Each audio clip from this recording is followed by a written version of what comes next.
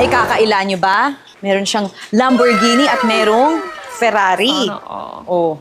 Pero walang gas. Tsari, pasukin muna natin kasi baka mamaya may CCTV siya dito. Sabihin nun, parang merong mga tao dun sa labas, mapakulong pa tayo. Teka lang. Saan ka nakakita ng may ref sa labas kung hindi yung nagtitinda ng ice cream sa amin? Ay! Ref. Ba't may refs dito sa labas? Ibig sabihin, punong-puno ang bahay niya. Katokin. Parang nagbukas na siya tapos pumasok na lang siya kasi hindi niya alam.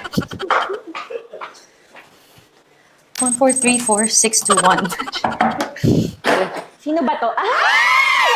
Si Rosmar! Ang ating LL na laging napapanood. Dating mga peso, naging dollar na. Si Rosmar, gusto ko talagang malaman kung talaga bang pag-aari niya ang mga properties niya.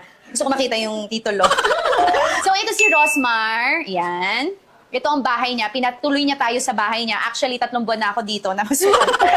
So, ipapakita niya sa atin yung mga napundar niya dahil sa tulong ng ating mga kababayan na sumusuporta sa kanyang business. So, katulad niya, pwede rin ninyong makamit lahat ng nakamit niya. Basta kayo ay magtiyaga at Mang-asar. Ay, mali. magpakita ng singit.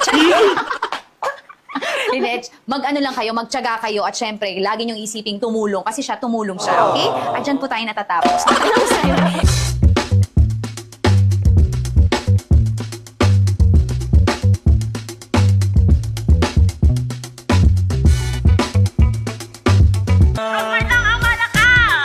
Sana magandahan po kayo sa bahay ko. Medyo 3 days na kami naglinis. Oh, grabe na ba? 3 days? Pero may aso ka rin dito. Yan, kasi pet lover din po ako. Gusto rin natin ng napepet lagi. Kasi lagi silang tumatawa, ow, ow! Oh, let the dogs out! Ow! Ow! Ow! Very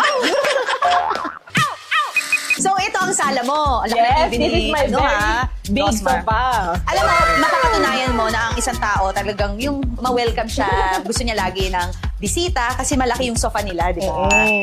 Ito, ano naman to? Bigay naman to ng mga fans ko po. So, ayan, dinikit ko kasi na-appreciate ko talaga yung mga. Okay. Tapos ito yung iyong Rosmar, CEO. Bigay lang din po yan sa akin. Ano ba yung Pamulaklakin? pamumulaklakin? Yun talaga apelido ng asawa mo? Opo, pamulaklakin. Tama ba? Ay, hindi ba pamumulaklakin? Kasi nga Rose, sabi ko, ito naman si Rose, pero talagang sinabay niya sa apelido niya yung pangalan niya. Yes, di ba parang meant to be talaga. Oo. Pamulaklakin. Taga saan sila talaga?